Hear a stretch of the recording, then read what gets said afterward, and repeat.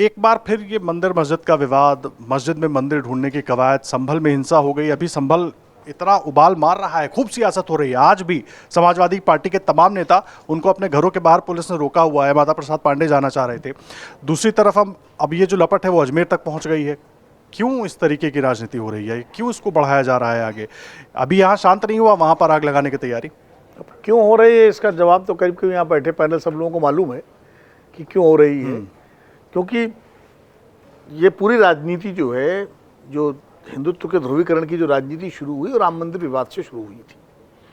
और भारतीय जनता पार्टी की जो ग्रोथ है वो राम मंदिर आंदोलन से ही आगे बढ़ी थी। जब 2 सीटें आई थी 1984 में, उसके बाद जिस तरह से मंदिर आंदोलन आगे बढ़ा, 1983 में उसकी पहला सम्मेलन मुजफ्फरनगर में हुआ था, और उसके बाद वो मामला आगे बढ़ता रहा। 2020 में जब ये समाधान सुप्रीम कोर्ट ने किया अयोध्या विवाद का, तो उम्मीद ये थी कि अब कोई विवाद नहीं इस पर इस तरह का नहीं होगा। क्योंकि एक तो जो प्लेसेस ऑफ वर्शिप एक्ट 1991 में पास हुआ था, उसमें भी उसको अलग रखा गया था अयोध्या के मामले को। बाकी मामलों को कहा गया था कि 1947 की जो 14 अगस्त 1947 जो स्थिति है, उसी स्थिति में रहेंगे, था स्थिति बरकरार रहेगी। वो कानून अभी भी बरकरार है।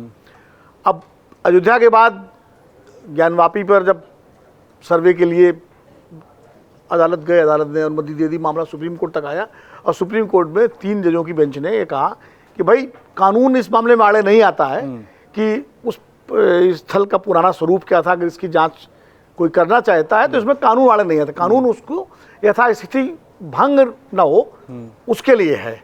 तो अगर आप कोई जाके किसी मस्जिद को देख रहे हैं, किसी मंदिर को देख रहे हैं, इसकी दीवारों में क्या है, इसके स्ट्रक्चर में क्या है, तो उसमें कानून आड़े नहीं आता है। ये उन्होंने व्याख्या दी, और उसके आधार पर ज्ञानवापी में सर्वे हुआ। मथुरा में भी उस तरह की प्रक्रिया चल रही है। अब संभल आ गया। अब संभल में हिंसा हो गई, आगजनी हुई, गोलियां चली, सब सामने है उसमें। अब वो साजिश है क्या है, सब सारी चीज़, न्यायिक आयोग भी बैठ गया जांच करने के लिए। और संभल के बाद अजमेर। संभल और अजमेर में देखिए 2 महत्व। संभल में जिस तरह 1.5 घंटे के अंदर सारी कार्रवाई हुई अदालत की, मतलब एप्लीकेशन मूव हुई, एप्लीकेशन मूव होने के साथ साथ तुरंत जो है फैसला हुआ, एक्स पार्टी ऑर्डर हुआ, एक्स पार्टी ऑर्डर के साथ साथ तुरंत सर्वे कमिश्नर अपॉइंट हुए और जाके वो सर्वे। तो ये कहीं ना कहीं इससे एक शक पैदा हुआ कि भाई क्या मसला है।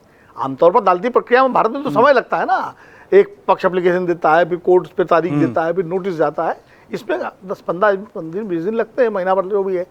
तो एक तो उसके बाद अजमेर में हो गया। अब संभल के मामले के बाद सुप्रीम कोर्ट ने हस्तक्षेप किया है, और हस्तक्षेप करके उस प्रक्रिया को रोक दिया है और कहा है कि हाईकोर्ट जाइए, हाईकोर्ट इस पर करेगा। वो एक न्यायिक कानूनी कार्रवाई है। लेकिन आज इंडियन एक्सप्रेस अखबार में शाजिया इल्मी जी का एक आर्टिकल है, जो भारतीय जनता पार्टी की प्रवक्ता है, और बड़ा डिटेल में उन्होंने लिखा है, और जिसका एसेंस ये है कि सही है, अतीत में तमाम मंदिर तोड़े गए, तमाम धार्मिक स्थल तोड़े गए, ये सही है। लेकिन अब वो ना हमने तोड़े थे, ना आज के मुसलमानों ने तोड़े, ना आज के हिंदुओं ने कुछ। अब उसको लेकर के अगर आप हर जगह ये करेंगे तो पुराना भारत जो है वो ख़त्म हो जाएगा। मतलब फिर उन्होंने कहा कि don't kill old India by new India, इस तरह का आर्टिकल है। और वो भाजपा की प्रवक्ता है, बड़ी मुखर प्रवक्ता है। मुझे लगता है कि जो भी संवेदनशील नागरिक हैं इस देश के, उनको इससे चिंता होनी चाहिए। एक तरफ हम जब दुनिया में कहीं भी अल्पसंख्यकों पर, खासकर बांग्लादेश में अत्याचार हो रहा है, तो हम सब मुखर होते होना भी चाहिए।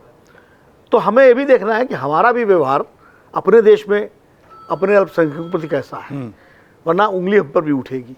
एक ये। दूसरा, जितना इस देश में इतने मंदिर हैं, इतने मस्जिद हैं, इतनी दरगाहें हैं, इतनी खानगाहें हैं, कि आप कहाँ कहाँ खोजोगे जा करके। और ये सिलसिला कहीं ना कहीं तो रुकेगा ना। अगर नहीं रुकेगा तो फिर तो ये नया अखाड़ा बन जाएगा।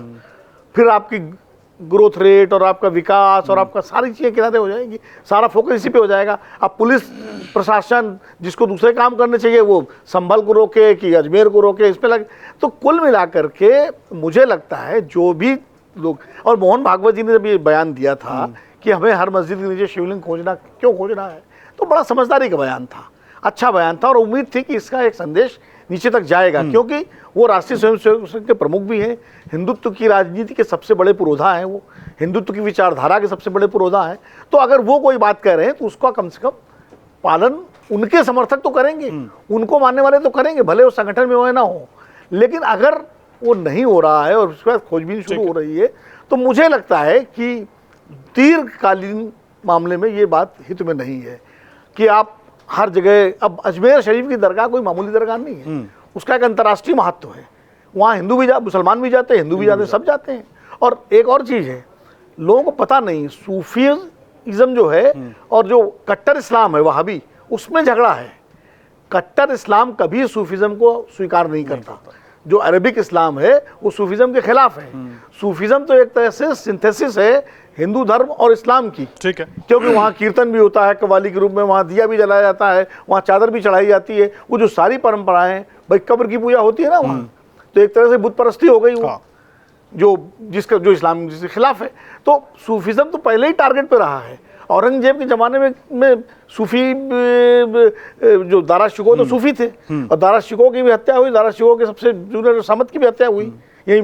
तो इसलिए जो है मुझे लगता है थोड़ा एक तो इस पर समझदारी से करना चाहिए, और ख़ास करके अदालतों को भी इस मामले में थोड़ा सा समझदारी दिखानी चाहिए कि भाई अचानक इतनी जल्दी त्वरित कार्रवाई न करें। अगर उनको कोई निर्णय देना भी है तो एक पक्षीय निर्णय तो ना दें, कम से कम दूसरे पक्ष को भी सुन लें, तब उसके बाद करें, जैसा कि एक न्यायिक प्रक्रिया का हिस्सा है। तो मुझे लगता है देश के हित में इस तरह के विवादों को बढ़ाना उचित नहीं है। बहुत सारे दूसरे मुद्दे हैं जिन पर इस देश को आगे बढ़ना है। अगर आप ये वीडियो YouTube पर देख रहे हैं तो हमारे चैनल को सब्सक्राइब कर बेल आइकन दबाएं, और Facebook पर देख रहे हैं तो हमारे पेज को लाइक करें। 8 मिलियन प्लस सब्सक्राइबर, आपके इस भरोसे के लिए बहुत धन्यवाद।